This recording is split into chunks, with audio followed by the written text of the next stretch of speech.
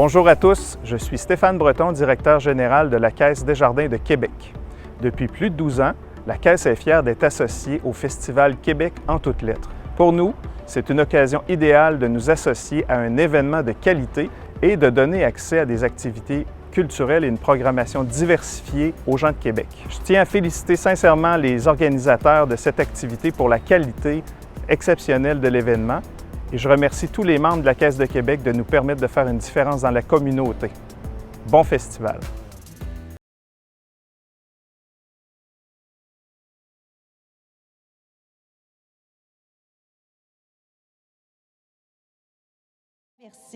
À opérer les inversions de rôle.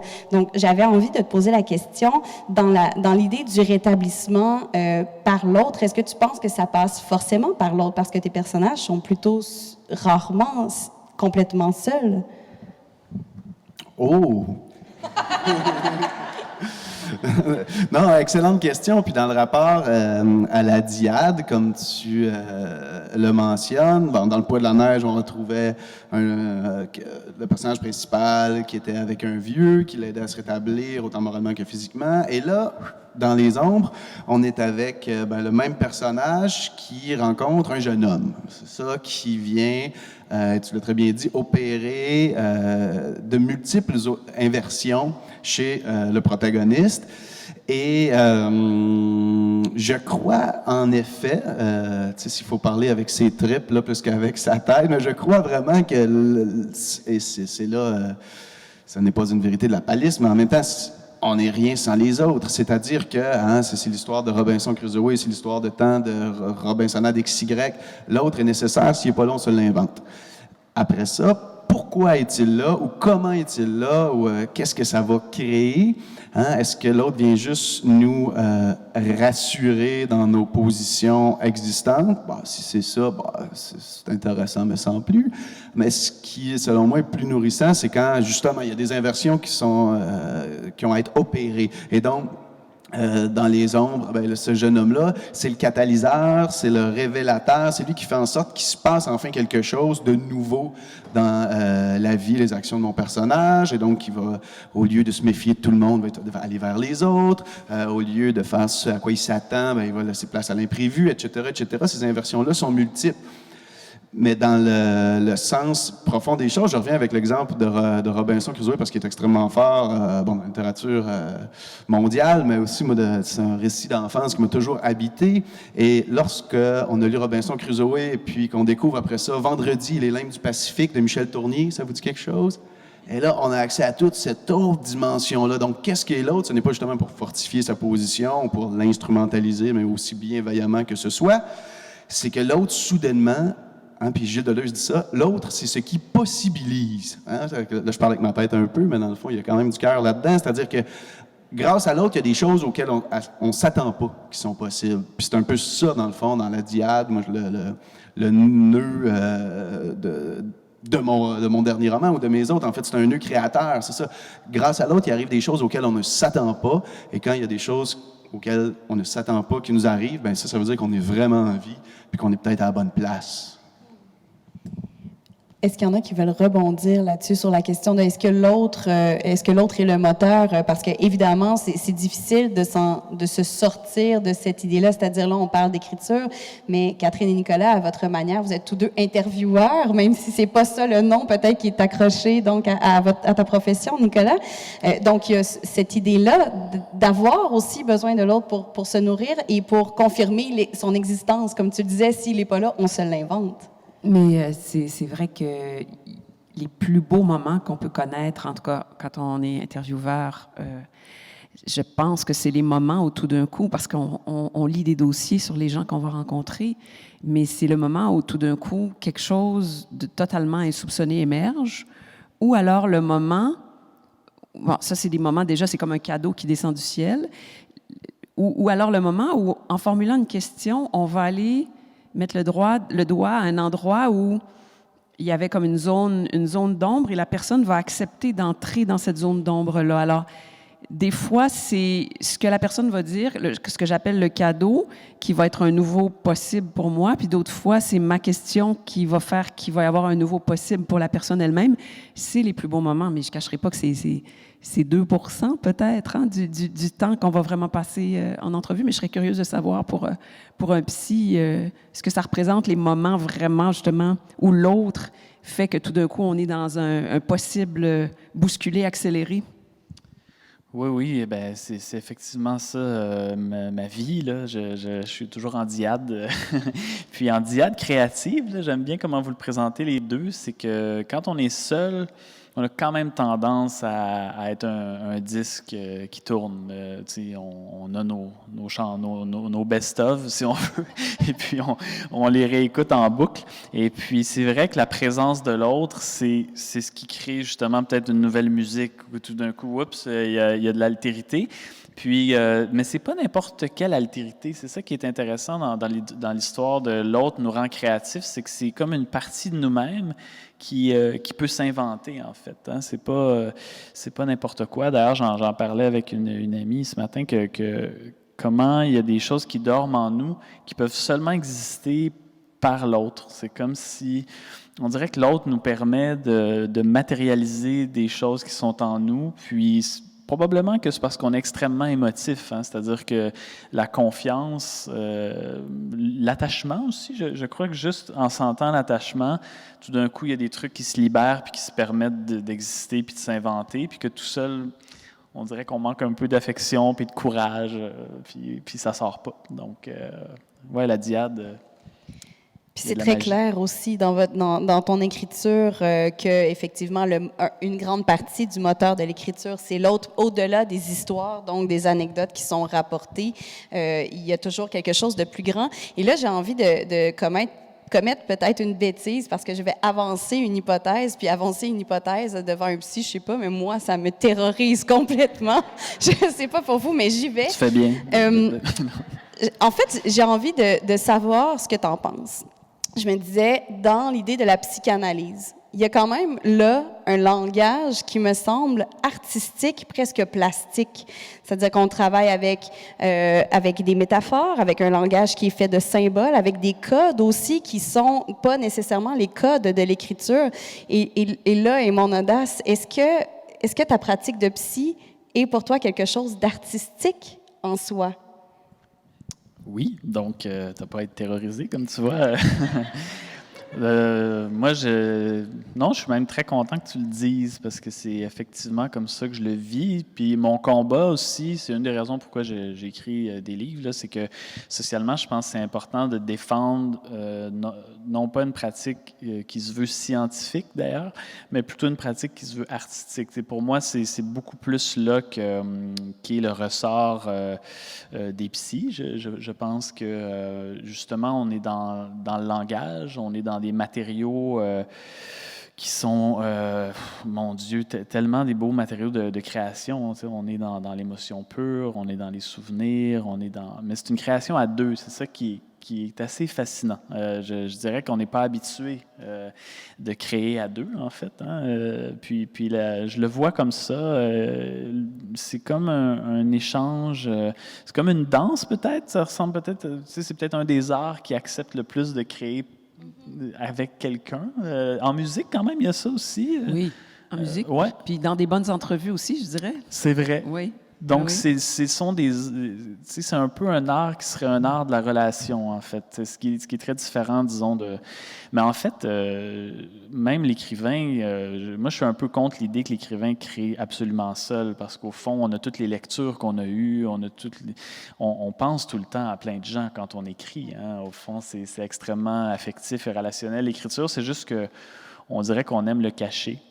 Alors qu'en thérapie, c'est dur à cacher. Là. On est deux, puis ouais. C'est au Ça cœur. relève vraiment de ce que Catherine nommait, qui est en fait une générosité et un don de soi. Et moi, je trouve que c'est pas nécessairement... en fait, quand j'ai vu les 3 noms réunis comme ça pour la causerie, je me suis dit, il y a vraiment quelque chose dans vos écritures, dans vos manières d'être au monde qui sont très généreuses. Je sais pas, moi, Christian, quand je t'imagine écrire, t'es essoufflé, là, t'en peux plus, là, dans ma tête. En tout cas, moi, je suis haletante, vraiment. Et je pense que Nicolas soulève une bonne question que j'ai envie juste de vous renvoyer la balle, qui est pourquoi est-ce que vous écrivez des livres? Une petite question comme ça, là. Je suis désolé, hein, ça vient de moi.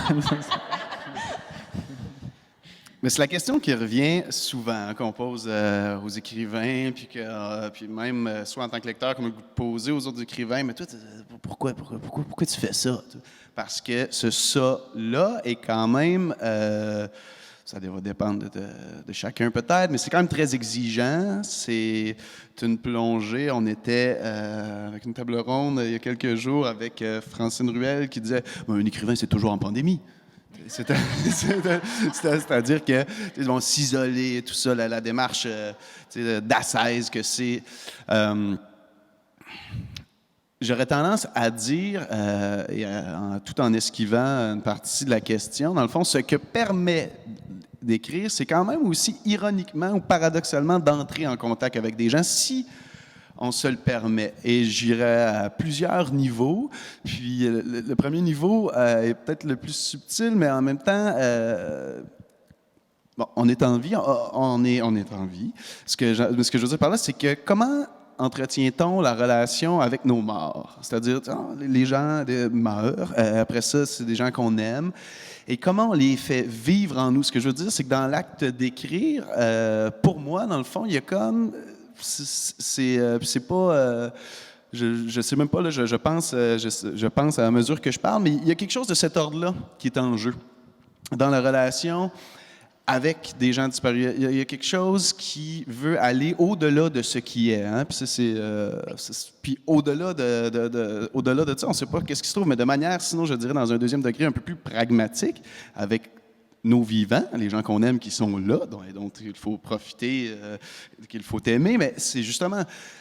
Écrire un projet, c'est complexe, il y a plein d'enjeux, il y a plein de thématiques, et donc souvent, on ne peut pas résoudre à nous seuls les problématiques qu'on soulève. Et c'est merveilleux parce qu'on est forcé à aller vers les autres et donc à entrer en contact avec eux et souvent d'avoir un prétexte aussi, je dirais, luxuriant que de dire « Hey, j'ai un projet qui m'habite vraiment et j'ai besoin de ton aide sur tel sujet. As-tu envie qu'on jase pendant 2-3 heures? » Souvent, la réaction est extrêmement positive et ces échanges-là sont d'une richesse et pour le projet, mais aussi pour la relation. Donc ça permet vraiment quelque chose de fort. Donc, je dirais qu'à travers l'écriture, sans répondre tout à fait à la question, c'est ça, il y a quelque chose de très, très ténu et très profond de la relation avec les morts, mais aussi la relation, dans un deuxième temps, avec les gens qui m'entourent, que j'aime beaucoup. C'est très troublant ce que tu viens de raconter. Je me demandais où tu t'en allais avec l'idée des morts, puis en même temps, je me suis dit tout de suite, dans le fond, tu nommes exactement pourquoi j'ai commencé à écrire. Moi, le premier livre que j'ai écrit, c'est sur ma mère décédée depuis peu de temps, et c'était pour rester en contact avec elle, c'était pour mieux la connaître, c'était pour continuer cette relation-là. Et j'ai même dit après, je pense que je suis devenue plus la fille de ma mère parce que j'ai écrit ce livre-là. Et après, par contre, j'ai dit, puis c'est là que j'en viens à l'écrivain qui est toujours en pandémie, les gens m'ont dit, mais là, vas-tu continuer à écrire? J'ai dit, c'est très exigeant, puis je vais écrire seulement si j'ai besoin d'écrire autre chose. Parce qu'il y a ça aussi, je pense, à un moment donné, qui peut, et bizarrement, mon premier roman, ça a été la mort de mon père qui l'a déclenché. Alors, je réalisais pas à quel point tu nommais exactement ce que ça a été dans mon cas. Le début de l'écriture, c'est rester en contact ou prolonger par 2 moyens, 2 outils complètement différents. Ma mère, il y avait presque une enquête pour comprendre des choses.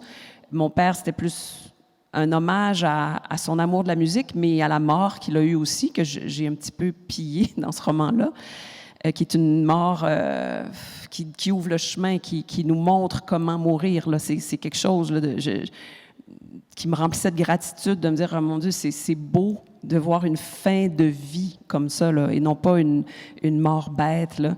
Alors oui, je suis complètement d'accord avec ça. Puis pour le reste aussi, parce que dans le roman que je viens de publier, j'ai eu moins de contact avec les morts dans ce cas-là, mais beaucoup à poser des questions à du monde. C'est donc le fun. Ça, c'est comme le côté où peut-être aussi la fille de communication retrouve ses vieilles pantoufles, de parler à un ingénieur pour qu'il m'explique comment ça peut s'effondrer un viaduc, ou évidemment d'aller faire des recherches sur la Côte-Nord pour mieux comprendre certains aspects de la culture Innu. Ça c'est vraiment l'autre, effectivement, qui devient un agent de révélation extraordinaire. Ouais. Je parlais à Christian, mais dans le fond, je parle... Mais non, mais on parle tout le monde ensemble, là. On parle tout le monde ensemble. Je trouve ça très beau. Il y a pas de... Ça ira pas plus loin que ça, mais j'ai pas le titre exact. Ça me fait penser à Élise Turcotte avec comment faire ou pourquoi faire une maison avec ses morts. Je pense qu'on est vraiment sur ce territoire-là, dans un thème d'écriture presque halloweenesque, j'ai envie de dire. Mais bien sûr, n'hésitez jamais à vous relancer entre vous. Moi, je suis très accessoire à cette rencontre-là. Là. Je tiens à le dire, là. On parle de mort, mais on parle aussi du vivant. Et une des autres questions qui nous était posée aujourd'hui, c'est comment est-ce que les arts permettent de s'accrocher au vivant. Après, moi, j'ai envie des fois peut-être même de faire un petit détour sémantique par la question. On parlait vraiment de faire face à la crise. Et puis là, je me disais, mais quelle crise? La crise sanitaire, la crise morale, la crise historique, la crise économique. Donc, sachez que toutes ces voies sont aussi ouvertes dans notre discussion aujourd'hui. Mais pour faire du pouce avec ce que tu disais, Catherine, je trouve ça super intéressant parce que, justement, dans l'âge des accidents, qui est paru cette semaine même et publié donc chez XYZ, on voit cette double histoire-là qui met de l'avant des liens humains, mais aussi la question de l'éco-anxiété. Et avant de creuser ce thème qui est très fertile à tout le monde, si ce n'est pas un thème de peur commun, ou presque, j'ai envie peut-être que tu nous glisses quelques mots justement sur ton été à la Côte-Nord, et donc avec Mélissa Molène-Dupuis, avec Yvette, sa tante, avec Natacha Canapé-Fontaine aussi, que tu as consulté pour ce deuxième segment, sans vente de punch, ce deuxième segment-là du roman où il y a une espèce d'utopie qui devient possible, un vivre ensemble qui est donc de bâtir un village au nord où il y aurait une espèce d'horizontalité entre les premiers peuples et les Blancs du Sud, disons ça comme ça, c'est grossi un peu comme image, pardon. En fait, je veux vraiment être claire, là, c'est beaucoup de kilomètres pour peu de pages dans le roman, mais c'est ce genre de circonstances où on veut vraiment pas mettre un pied dans le fossé. Et l'idée, c'est pas de faire un Wikipédia d'une bonne élève qui est allée faire ses recherches, c'est pas ça du tout. C'est que le peu qui en reste dans le roman évoque quelque chose qui a des vraies racines. Mais à aucun moment, il n'y a pas de personnage Innu que moi, je me mets à faire parler. C'est un arrière-plan dans le roman. C'est la fille du personnage principal qui mène ce projet-là avec des amis Innu à elle. Donc, je dirais qu'il y a un degré de séparation, mais rien que d'évoquer cette réalité-là, puisque dans la deuxième partie, le personnage principal se dirige, c'est un genre de road trip, la deuxième partie, où elle se dirige vers ce lieu-là en 2035. Je voulais juste, finalement, avoir visualisé, je voulais juste avoir parlé avec des Inuits de cette région-là, avoir regardé qu'est-ce qui pousse, puis c'est finalement, comme je le disais, beaucoup de kilomètres, mais peut-être, je ne sais pas, 3-4 pages qui ont été très modifiées dans le roman, c'est ça. Et dans cette idée de rencontre et de générosité, qu'est-ce que toi, en tant qu'écrivaine, en tant qu'artiste, en tant que personne, tu as retiré de ces rencontres-là qui ne se trouvent pas sinon dans un geste d'amour dans l'écriture? Plein de choses. Ce qu'on m'a dit, ce qu'on m'a pas dit, ce que le rythme Innu, et quand je dis ce qu'on m'a pas dit, c'est que, et ça c'est une Innu qui me l'a dit, on n'aime pas beaucoup la confrontation, on n'aime pas du tout faire des reproches. Alors des fois un silence devient une observation. Il faut apprendre à décoder. Alors, si je pose une question sensible, puis qu'il n'y a pas de réponse ou qu'il y a un regard, il faut pas que moi, je décide ce que ça veut dire, mais il faut que je décide qu'il y a là une zone qui est protégée, dans laquelle il y a une émotion. Donc, il y a, je dirais, tout un code à apprendre. Pour moi, tout s'explique. Parlons-nous, je fais de la radio, tout doit pouvoir s'expliquer. Mais là, je caricature, tout n'est pas si simple, je le sais, il s'agit, entre autres, d'avoir eu des enfants pour le savoir, là, mais c'est vraiment ça que le fait d'aller et de rencontrer des gens, c'est ça qui est irremplaçable. C'est de les ressentir, ces choses-là, parce que tu vas lire ça dans un livre sur... même le meilleur livre de Serge Bouchard remplacera pas le fait d'aller vivre de proche. C'est ça, c'est cette façon de communiquer très, très particulière. Nicolas, je sens qu'il y a quelque chose qui monte depuis tout à l'heure, que j'ai peut-être empêché, pardon. J'allais exploser, donc... Allonge-toi, laisse-toi aller. Je vais essayer de faire un pont, parce qu'il s'est dit beaucoup de belles choses là, depuis tout à l'heure. Parce que la mort, je pense qu'on peut en parler effectivement comme source d'écriture dans le sens du deuil au sens personnel. Tu sais, comme moi aussi, effectivement, je pense que j'ai commencé à écrire la mère de ma mère qui est morte quand ma mère était jeune. Je pense que ça a fait que j'ai choisi d'écrire sur le deuil. En tout cas, bref, ça. Puis il y a un de mes livres aussi qui est lié au décès de mon père, un autre au décès d'une de mes patientes. Bon, tu sais, je pense qu'effectivement, il y a quand même vraiment un lien là. Puis pour faire le pont, je pense aussi que la mort dans un sens plus large, hein, c'est-à-dire autant chez les peuples autochtones, mais dans la culture en général, c'est-à-dire que je pense que la mort provoque la vie aussi, c'est-à-dire que quand les choses commencent à se scléroser, puis à se figer, ça crée une mort culturelle, comme un peu, je crois qu'on était rendu à une certaine mort culturelle par rapport aux peuples autochtones au Québec, mais par rapport à beaucoup de choses. Hein. Je pense que bon, là, le capitalisme commence à tellement enlever la vie partout, hein, que ça crée une crise. Puis je pense qu'on pourrait dire ça, même le mouvement souverainiste était devenu tout sclérosé, puis rigide, puis sans vie d'une certaine façon. Fait que c'est pour ça que là, je fais même le lien avec l'image de la forêt qui m'a inspiré, c'est qu'une forêt, c'est des branches qui tombent, des arbres qui tombent, mais qui recréent la vie, de nouvelles pousses, de l'humus, puis c'est comme un mélange de mort et de vie. Puis je sens que la crise, au fond, qu'on vit, c'est un peu ça. C'est-à-dire qu'il y a des choses qui sont en train de mourir dans nos conceptions, dans nos systèmes, le système de santé. Et je pense qu'il faut qu'elle meure d'une certaine façon pour que de la nouvelle vie pousse. Puis c'est un peu le lien que je voulais faire, peut-être, que je sens dans ce qu'on est en train de dire. Là. Peut-être que l'écriture participe justement à ce mouvement entre la mort et la vie, d'une certaine façon. Incroyablement d'accord. Moi aussi, j'ai l'impression qu'il y a des choses, des fois, avant la pandémie, je me disais, hey, c'est pas vrai qu'on va continuer à accepter ça, là, ce qui est en train de se passer, mais on dirait que la crise donne le droit de remettre beaucoup de choses en question. J'espère juste qu'on va se saisir de cette occasion-là, mais c'est vrai. Mais là, je me tourne vers Christian, moi, parce que les personnages dans Les Ombres filantes, ils sont vraiment face à une immense crise. Ils sont très en mode survie. Ce que je trouve extraordinaire, c'est leur capacité de s'allier avec la nature. Mais c'est drôle parce que je disais, les arts face à la crise, je me disais, est-ce que pour toi, quand on arrive en mode survie absolue, il y a encore une place pour l'art? Parce qu'eux, il n'y en a pas beaucoup là, dans leur... À part se conter des choses puis chanter, est-ce que la survie absolue va effacer l'art? Il ne faudrait pas se rendre là, hein?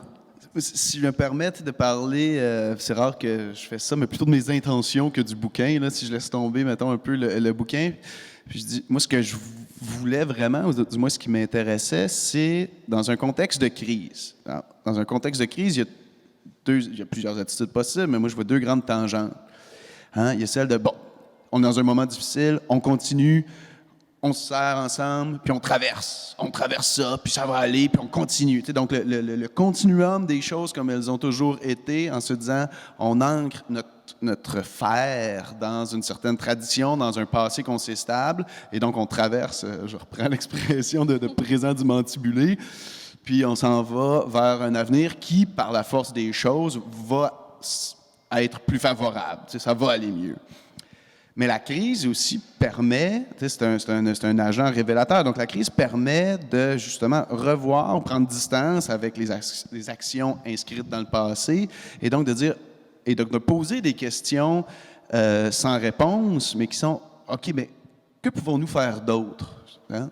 Est-il possible de faire d'autres choses que de répéter, pour sortir du continuum? Et donc, c'est de poser cette question-là, c'est d'admettre qu'on n'a pas de réponse, mais en même temps d'admettre qu'on ne peut pas rester dans les façons de faire qui sont ancrées depuis longtemps. Fait que moi, dans mes personnages, dans la famille, dans les ombres, il y a les deux attitudes. En tout cas, je le voyais comme ça.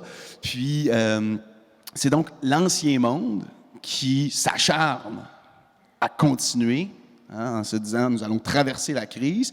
Puis il y a justement ce qui ressort des branches mortes, qui commencent à fermenter, les petites pousses là-dedans, qui disent « Ah, mais il y a peut-être d'autres avenues. » Mais encore là, c'est pas une réponse, puis c'est pas convaincant de dire « Il y a peut-être d'autres avenues ». C'est pas une réponse qui peut dire « Changeons », qui peut permettre de convaincre en disant « Changeons de cap ». Mais il y a là, pour moi en tout cas, là, le germe d'une sortie de crise de façon beaucoup plus dense et réelle que dans le continuum des choses. Je trouve que je suis encore dans la question, là, mais...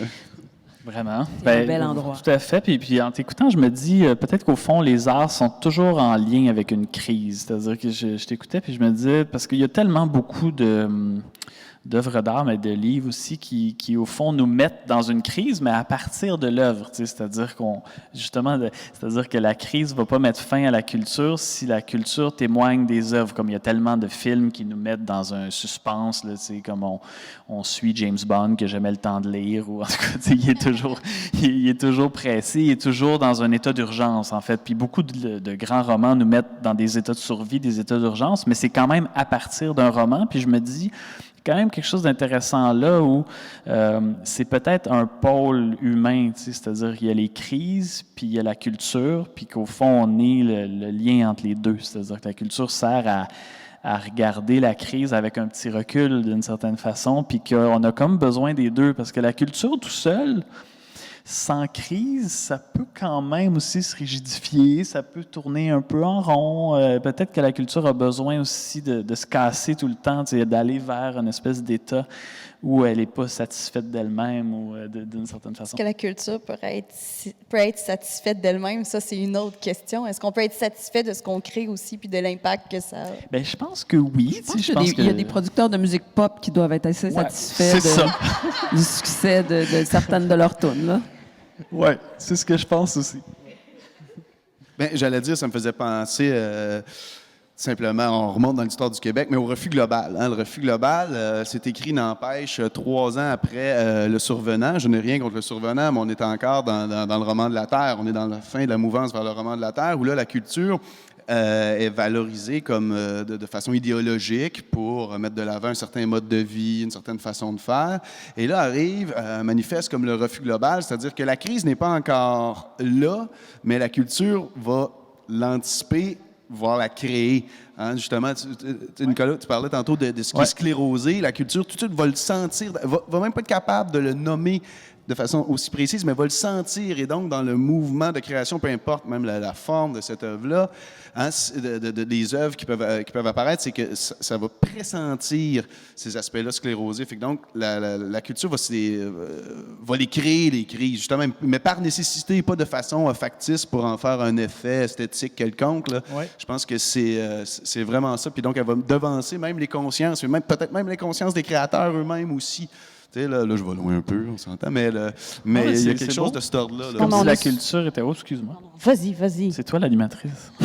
Je voulais juste dire que souvent, on était surpris ou surprise. En fait, je pense que le plus bel effet d'écrire, en tout cas, moi, ce que je préfère dans le geste d'écriture, c'est d'être surprise par ce que j'ai écrit. Des fois, par l'exactitude, puis de dire, tiens, il y avait un état de conscience, puis il y a effectivement tout le bagage avec lequel je crée et que je connais, mais j'ai écrit quelque chose qui est au-devant de moi-même aussi. Donc, il y a ça tout à l'heure, on parlait de l'amour, la surprise. Donc, il y a quelque chose de l'ordre de la surprise qui peut être très, très, très intéressant dans le geste créateur lui-même. à toi. Tout à fait. Puis pour relier les deux, c'est que c'est comme... Parce que ce qu'on dit, c'est quand même... c'est le fun aussi qu'il y a des choses, des idées qui s'inventent quand on se parle, parce que c'est comme si, au fond, les œuvres étaient, d'une certaine façon, une sorte de sépulture, de tombeau, sans le savoir, de quelque chose qui est mort. C'est comme le refus global, c'est quand même un peu le tombeau de la Révolution tranquille, par exemple. D'une certaine façon, c'est comme si les créateurs sont là pour aider à ce qu'on fasse des deuils de ce qui ne marche plus dans la société. Puis il y a beaucoup de personnages qui sont des figures de transition entre les époques, comme le Survenant, c'en est un, mais il y en a plein de personnages qui sont là pour aider, je pense, culturellement, à ce qu'on laisse tomber des choses pour que d'autres choses naissent. Et puis, j'ai l'impression que les grandes œuvres sont souvent des ponts. Le meilleur exemple, c'est Don Quichotte, là, qui est un pont entre la fin de la chevalerie puis le début du roman moderne, tout ça. Mais ça, c'est des grands exemples. Mais je pense qu'à un niveau micro, je pense que les écrivains, les artistes sont capables de nous aider justement à faire ce saut-là de la mort à la vie, puis de ce qui est figé à ce qui est vivant. Puis c'est intéressant qu'on dise ça, comme tu dis, c'est comme si on aide les gens à redevenir surpris. C'est comme, ah, OK, ça peut être ça.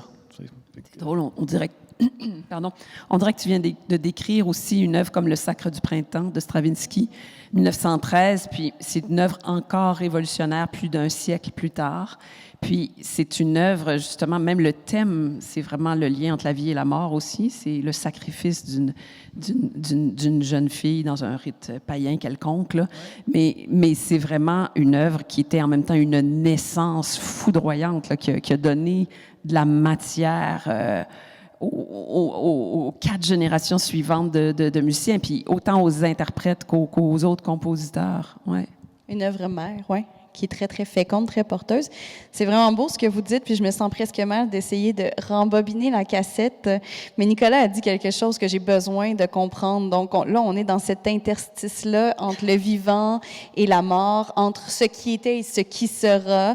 Et il y a dans Fora, autant que dans Ptoma, cette espèce de césure, mais qui est en continuation, où on est entre la pratique de psy et le projet souverainiste. Et j'ai besoin que tu m'éclaires, s'il te plaît. Peut-être ne suis-je pas seule. Dis-moi d'où vient cette manière de construire ces 2 livres-là que tu relis tout de même à ta pratique de psy. Oui. Alors, très belle question. Je pense que ce qu'on dit aussi, c'est qu'au fond, au niveau individuel, on peut l'appliquer. On a plusieurs étapes dans notre vie, on a plusieurs naissances, un peu comme les serpents. Puis je pense que la thérapie, souvent, les gens viennent consulter justement à un moment de transition où il y a une peau qui va tomber, là, d'une certaine façon. Puis je pense que c'est pour ça que j'essaie de le faire sur le plan individuel et collectif dans mon écriture. C'est-à-dire que j'essaie de sentir les peaux qui sont en train de tomber collectivement aussi. Puis, de toute évidence, au Québec, de ce temps-ci, on en perd beaucoup, là. Il y a quelque chose... On est très à nu, on va dire ça comme ça, et très à vif. Et on a la... C'est quoi l'expression? Mais en tout cas, on est, j'allais dire susceptible, mais c'est pas ça. On est très, en tout cas, je vais le retrouver tantôt, la peau est très mince et donc... Épidermique. Oui, c'est ça. On est très épidermique. On n'a pas la couenne très dure, disons. Donc, on est tout sensible, il nous arrive plein de choses. Donc, c'est un peu ça le lien, c'est qu'on est en perpétuel, pour reprendre encore l'image de la forêt, on a des arbres qui tombent en dedans de nous, puis il y en a d'autres qui poussent, puis on est en perpétuelle mort et naissance, les êtres humains. Hein? Puis c'est ça ma pratique que je trouve beau. Tu sais, moi, je vois les gens mourir et renaître constamment des versions d'eux-mêmes. Donc, j'essaie de l'appliquer au niveau collectif. Merci, c'est très satisfaisant de pouvoir... j'ai un peu cet élan de Catherine de tout vouloir, tout comprendre et d'adresser. Donc, j'avais très hâte à la rencontre d'aujourd'hui. Je pensais même pas pouvoir avoir cette réponse. Je profite pour faire un lien un peu en ce que vous avez dit tous et toutes.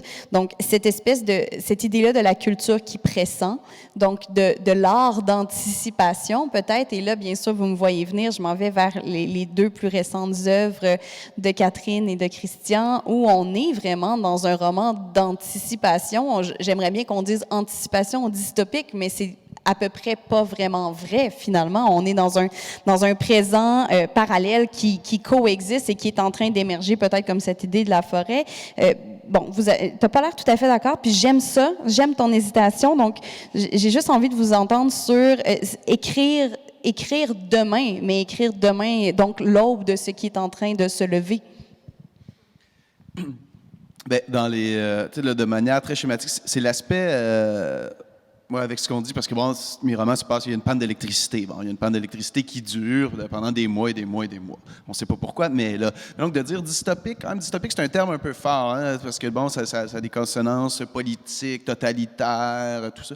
Donc de parler d'anticipation ou de, tu sais, ou sinon de catastrophisme à la rigueur, ça, parce que bon, en termes de lexique, de terminologie. Il pourrait y avoir un long débat là-dessus, mais qui est plus ou moins intéressant. Dans le fond, ce qui est intéressant, c'est juste de voir, c'est qu'en aménageant un futur hypothétique, X ou Y, qu'est-ce que ça révèle sur nous? On est encore dans cette idée-là. Donc, faire un miroir déformant du présent dans un avenir X pour voir qu'est-ce que ça vient faire réagir dans le présent, encore une fois, en nous.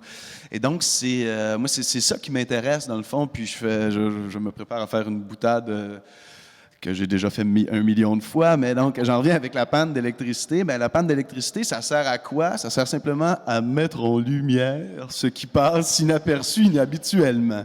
Tu sais, je la fais souvent, donc je suis rendu gêné de la faire, là, mais, mais c'est quand même ça, pareil. C'est-à-dire que un présent décalé, un futur X, c'est quoi les points aveugles du présent? C'est quoi les points aveugles? Donc, qu'est-ce qui se passe? Ou qu'est-ce qui se passe dans le présent qui nous rend aveugles à nous-mêmes ou à certaines dimensions de nos relations? Puis c'est juste essayer de déterrer ça. Parce que dans le fond, c'est pas tant de parler de l'avenir qui nous intéresse, c'est de parler des êtres humains, des relations, c'est de parler du vrai qui est là-dedans. Donc, après ça, c'est une stratégie narrative, mais moi, que je trouve quand même assez... que je vais parler au passé, que j'ai trouvé assez efficace, en tout cas dans ça. Mais justement, dans l'idée où je te disais tout à l'heure, quand je te lis, moi, je t'imagine vraiment haletant dans ton écriture. Bon, et après, je vois que c'est visiblement pas le cas. Ça me rassure, d'ailleurs. Je suis contente pour ta santé mentale et physique.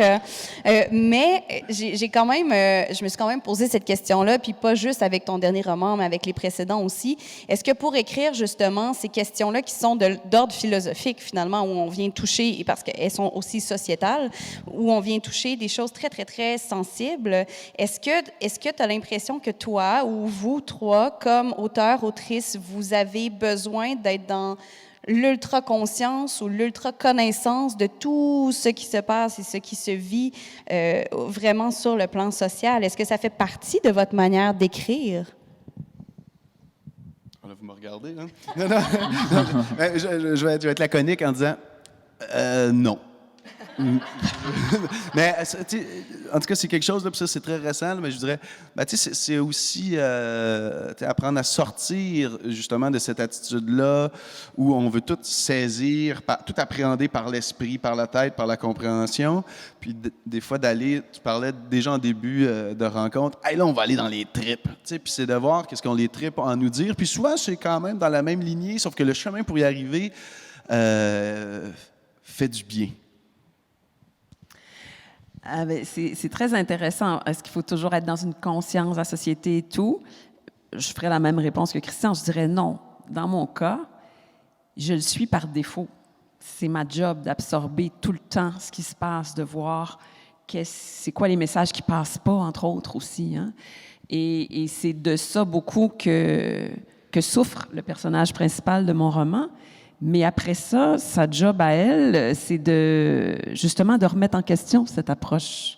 Je dis sa job à elle, ce que je lui ai fait vivre, c'est qu'elle remet complètement en question cette approche assez cartésienne, finalement, de journaliste scientifique qui est finalement impuissante non seulement à expliquer ce qui se passe vraiment, mais encore plus à changer quoi que ce soit à ce qui est en train d'arriver.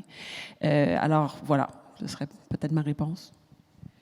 Oui, moi, j'utiliserais peut-être mon expérience de psy, c'est-à-dire qu'on dit souvent que les psys s'intéressent au passé des gens, tout ça, mais au fond, c'est pas si vrai qu'on s'intéresse à tout le passé comme on s'intéresse à toute la société, c'est-à-dire que c'est un certain passé qui fait retour, je dirais, qui vient nous rattraper, qui vient nous hanter, qui vient cogner dans le présent. Puis c'est un peu la même chose pour, je pense, les artistes ou les écrivains par rapport aux faits sociaux, c'est-à-dire que on lit les nouvelles, on écoute des choses, mais c'est ce qui revient. Moi, il y a des choses qui insistent dans ma tête, puis je ne sais pas tout le temps pourquoi, mais alors qu'il y a d'autres nouvelles qui ne vont pas revenir. Tu sais, je vais les lire, je vais faire OK, tout ça, mais il y a des choses qui finissent par nous obséder un peu, hein, qui reviennent cogner dans ta tête, puis souvent, c'est plus ça qui va, je crois, passer peut-être dans l'écriture. C'est comme si on devient... Puis ça devient presque agressant de pourquoi je suis tout le temps en train de penser à ça, ben je vais l'écrire parce que c'est un peu insupportable là, d'être obsédé par des choses. Donc, puis c'est difficile de savoir pourquoi. Hein? Certaines choses nous obsèdent, puis d'autres non. On ne rentrera pas là-dedans parce qu'on va être obligé de se dévoiler peut-être un peu trop, mais pour moi, c'est un peu ça. C'est-à-dire qu'on s'informe, mais c'est pas tant ça. C'est qu'à un moment donné, il y a certains faits sociaux qui vont nous rentrer dedans à répétition. On revient à l'idée de tes fameux meilleurs hits de tout à l'heure, Oui. cette espèce de rengaine qui est là toujours puis qui est un moteur d'écriture. Oui. Je vois le temps filer et mon privilège de micro avec vous toucher à sa fin. Il y a quand même quelque chose de beaucoup plus léger que j'ai envie qu'on aborde et peut-être vous allez me surprendre finalement par vos réponses, mais c'est que chacun quand même dans vos manières d'être, donc vos postures au monde, mais aussi à l'écriture, vous êtes tous trois et toutes trois du côté de la lumière. Et il pourrait en être vraiment autrement. C'est-à-dire que la tragédie, le drame peut exister, mais que quand on vous lit, ça fait du bien. Ça fait du bien et c'est pas vrai que tous les livres font du bien ou qu'on sent la bienveillance ou l'amour, en tout cas dans le geste d'écriture. C'est particulièrement vrai, Nicolas, dans tes deux plus récents livres, donc Fora et Ptoma, où moi, je sais qu'en le lisant, en tout cas, tu m'as éveillé à plusieurs choses dans ma vie intime. Puis je me disais, comment fait-on pour garder cette foi-là ou cette assurance qui est peut-être juste romanesque, mais cette assurance-là qu'il y aura encore de la lumière? C'était une question légère, là? Ouais, je suis ce genre de personne, pardon.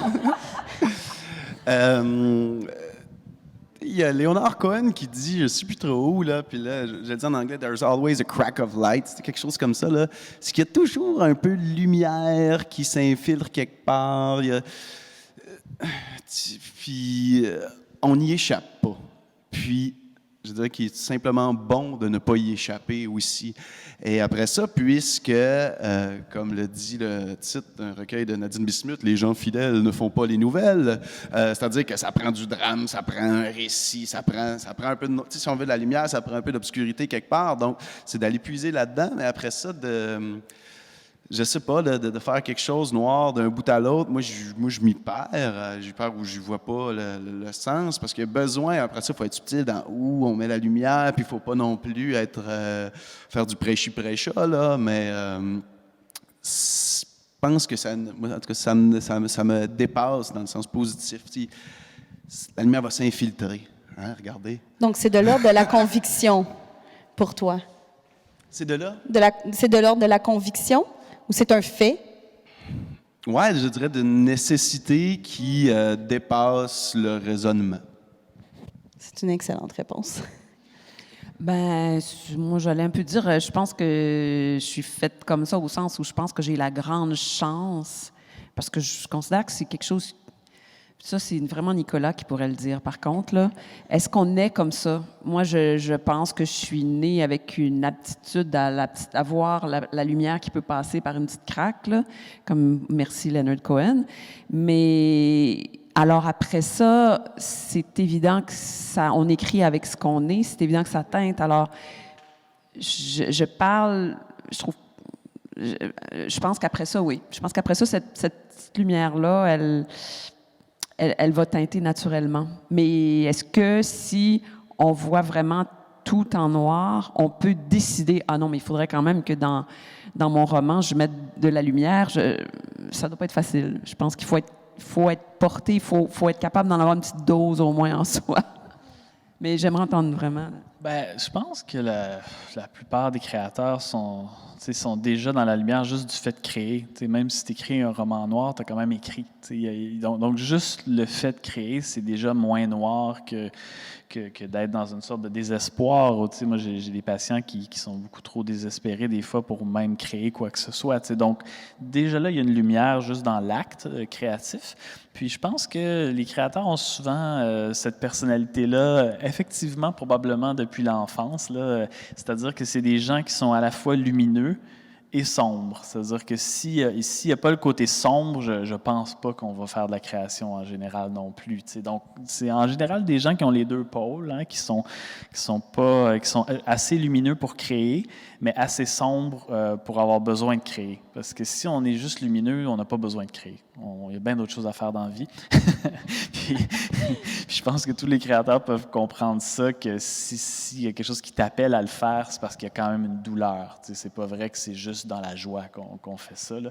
Donc, j'aime bien l'idée que c'est des gens qui ont un pied dans le monde des ombres, puis un pied dans la lumière, puis que si on est les deux pieds dans l'un ou l'autre, je pense qu'il n'y a pas de création. C'est comme ça que je le verrais.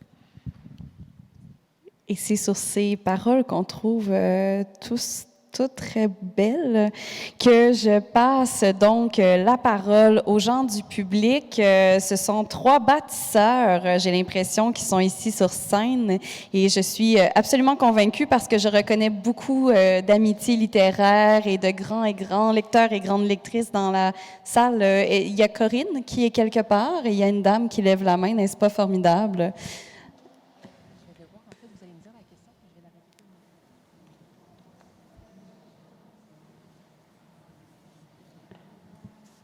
Donc, il y a une procédure qui est en train d'être dite.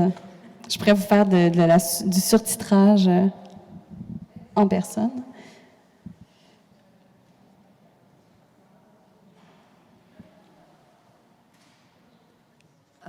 Donc, oui. Vous avez la chance de pratiquer une forme d'art qui ne passe pas par la parole.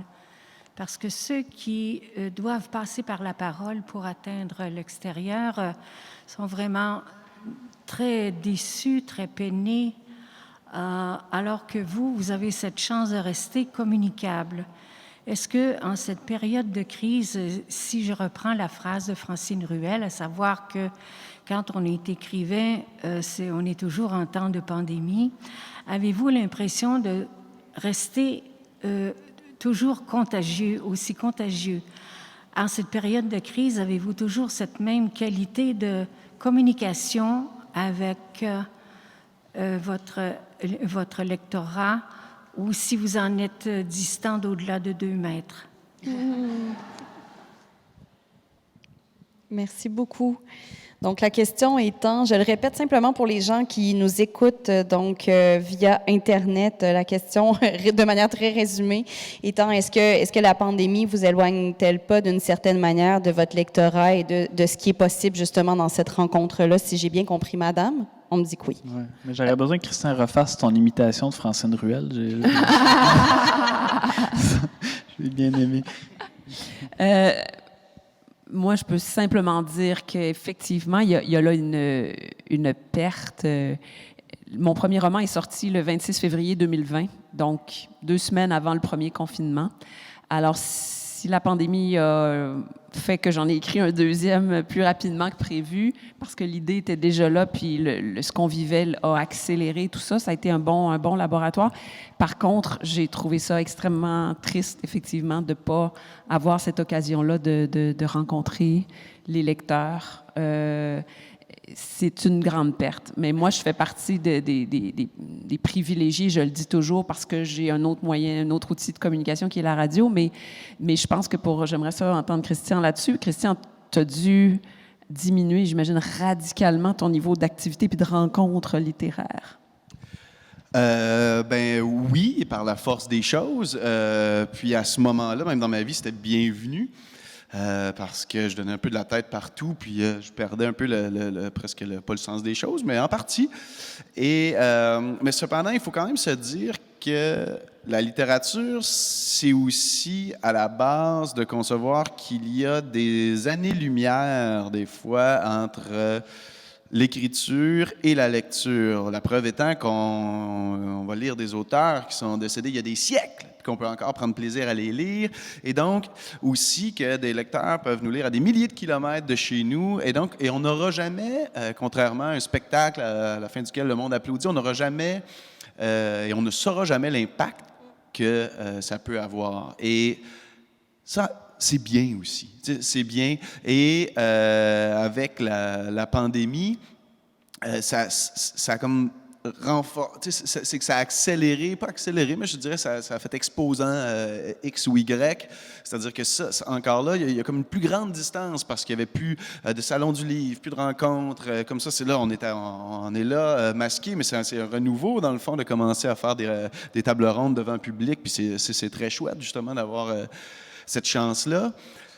Puis, il y a quelque chose comme ça aussi, mais qui est essentiel dans le rapport. On en revient justement à la phrase de François Nouvel, mais de sortir de la solitude, c'est nécessaire aussi. Après ça, c'est une question de personnalité. Moi, je dirais pour moi, c'était nécessaire. Puis j'aurais jamais pensé dire. On aime bien les salons du livre, mais les planchers font de la statique. On passe des heures là, il n'y a pas de fenêtre, l'air est sec. Ouais, c'est comme mais. Alors, on finit par s'en ennuyer. Puis là, tu dis, mais j'aurais jamais pensé m'ennuyer des salons du livre. Mais on dit, c'est justement, mais c'est pourquoi on s'ennuie des gens qu'on croise, des gens, du sens aussi de toutes ces petites rencontres-là, de vagues connaissances qu'on croise là, de ce petit, je me permets d'utiliser l'expression anglaise, de small talks. Mais dans le fond, cette façon-là de rentrer en contact avec les gens a quand même du sens et plus peut-être qu'on le croyait. C'est ce que ça fait rendre compte, en tout cas pour ma part. Tellement. Tu me regardes, mais oui, effectivement, mais tellement, tellement. Est-ce qu'il y en a d'autres qui voulaient rebondir ou est-ce qu'on passe le micro dans la salle? Est-ce qu'il y a d'autres personnes qui aimeraient poser une question ici, que ce soit en lien, oui, avec le sujet de la table ronde aujourd'hui, mais aussi respectivement sur les ouvrages que les panélistes ici ont publiés? Attends. Ben oui, bien sûr que tu en as plein. Donc, Mélissa Véro, Corinne, si tu peux t'avancer, s'il vous plaît. D'accord, et je vais la reformuler pour les gens qui sont avec nous de chez eux ou d'ailleurs.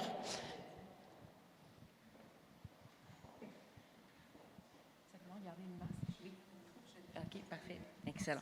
Bonjour tout le monde. Oui, Mélissa Véro. Je suis moi-même écrivaine, donc c'est pour ça que j'ai été très productive sur la note durant la discussion. En fait, je vais rebondir sur la réponse de Christian à la question qui a été posée, à savoir cet essentiel-là que tu as nommé, que la crise nous force à redécouvrir, en fait. Je me demande si la vraie crise, finalement, c'est pas ce qui émerge quand on se rend compte que l'essentiel ne nous convient plus. Parce que je pense que dans la crise qu'on a tous vécue dans la dernière année et demie, beaucoup de gens ont été confrontés au fait que les choix que j'ai faits, là, je suis comme face à eux, il n'y a plus que ça, mais ça ne marche plus. Donc, la crise a entraîné une autre crise, finalement.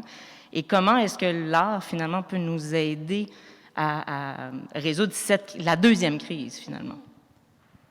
Donc, je répète simplement, comment est-ce que dans les derniers 18 mois, on n'a pas été mis devant, non pas une crise, mais des crises qui peuvent se multiplier de manière assez exponentielle, et comment l'art, à ce moment-là, peut nous aider en partie, j'imagine, donc à résoudre cette crise-là. Elle est peut-être plus d'ordre intime, mais je serais aussi curieuse si jamais vous voulez ouvrir votre idée sociale autour de ça.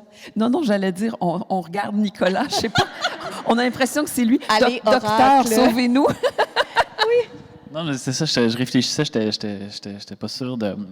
C'était intéressant comme formulation, l'essentiel qui ne convient plus. C'est sûr que... moi, ce que ça m'a fait, la pandémie, c'est que ça m'a fait voir aussi qu'il faut arrêter de demander tout le temps aux gens de s'adapter à des réalités. C'est-à-dire qu'il faut aussi leur demander d'être créatifs d'une certaine façon. C'est-à-dire qu'à un moment donné, on ne peut pas tout le temps s'adapter à quelque chose qui fonctionne plus d'une certaine façon. Jusqu'à quel point il faut tout le temps...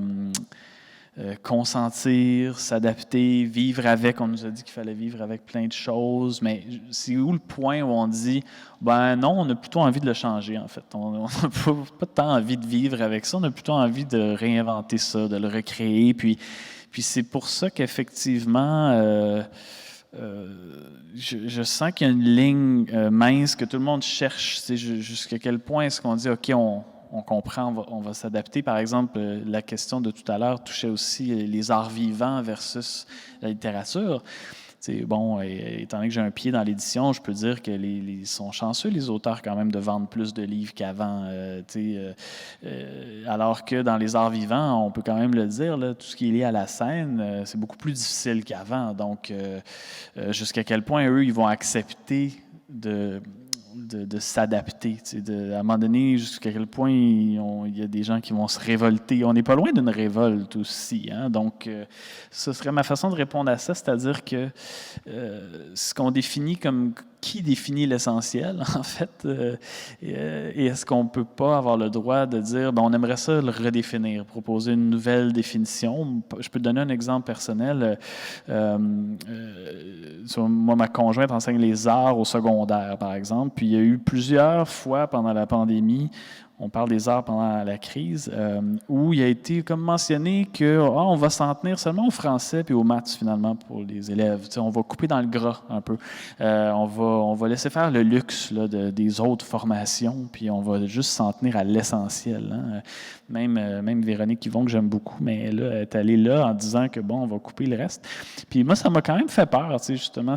Qu'est-ce que l'essentiel et pourquoi la culture est jamais considérée comme l'essentiel. Hein? Alors, moi, je ne suis pas certain qu'un enfant a nécessairement plus besoin de la grammaire et des maths dans la vie que de tout le reste de l'éducation. Hein? Donc, il y a des choses comme ça qui se sont passées pendant la pandémie qui moi, m'ont beaucoup inquiété. Donc, l'essentiel, on pourrait participer à la définition. Je dirais ça comme ça.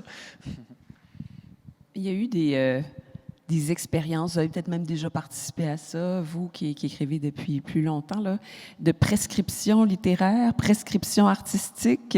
Pour la question de Mélissa, là, parce que je me demande si les réponses par l'art viennent... C'est difficile de les prévoir ou de les prescrire. Des fois, elles viennent par une... Je pense que la meilleure prescription à des gens qui cherchent des réponses dans une crise, c'est de dire... va large, finalement, à moins de demander à Nicolas, puis que Nicolas trouve exactement l'œuvre qui convient pour toi. Va large, mais je pense qu'il y a plein d'œuvres d'art qui ont été à des points tournants de la vie de plein de gens, des déclencheurs. Puis c'est pas nécessairement des œuvres récentes, je pense, qui vont apporter des réponses pour la crise qu'on traverse maintenant. Je pense qu'il y a des œuvres qui ont 100 ans ou qui ont quelques décennies qui peuvent tout aussi bien le faire. Mais je me demande si c'est pas une science exacte, très certainement. Je pense qu'il faut pas se précipiter, mais je pense qu'il faut se lâcher dans toutes les directions.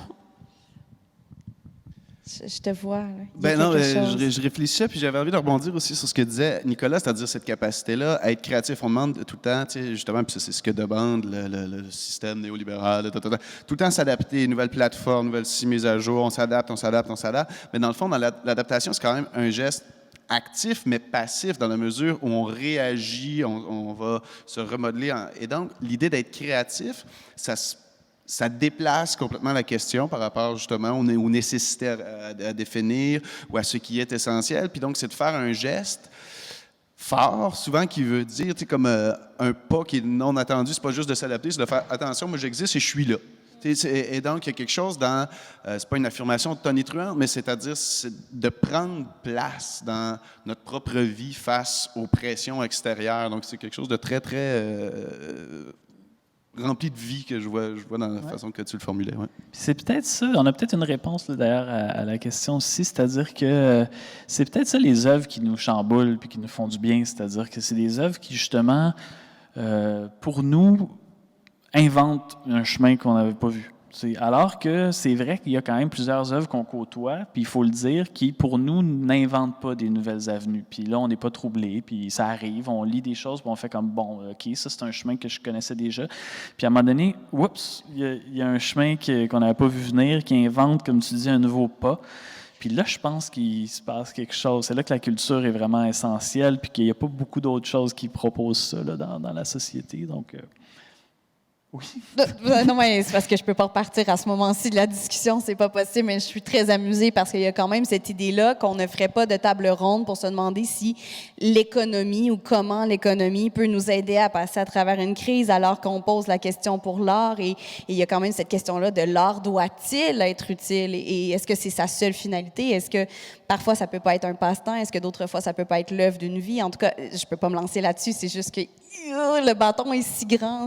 On pourrait. J'ai fait ça ici, comme ça. Ils ont le temps. Là, On n'a malheureusement pas le temps. C'est ce qui arrive. Il nous reste à peu près, je crois, 2-3 minutes. Donc, est-ce que quelqu'un avait une toute dernière question qu'on pourrait synthétiser rapidement? Et après, il faudra malheureusement se quitter et se remercier à nouveau d'avoir été ensemble. Une question à choix de réponse?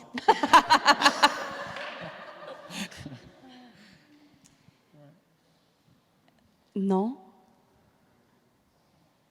Ben, j'irai des remerciements. Alors, bien sûr, tout d'abord, un remerciement très chaleureux. On oublie de le dire parce qu'on parle de Nicolas qui peut nous donner des idées là, de pistes pour refaire sa vie et sa perception artistique.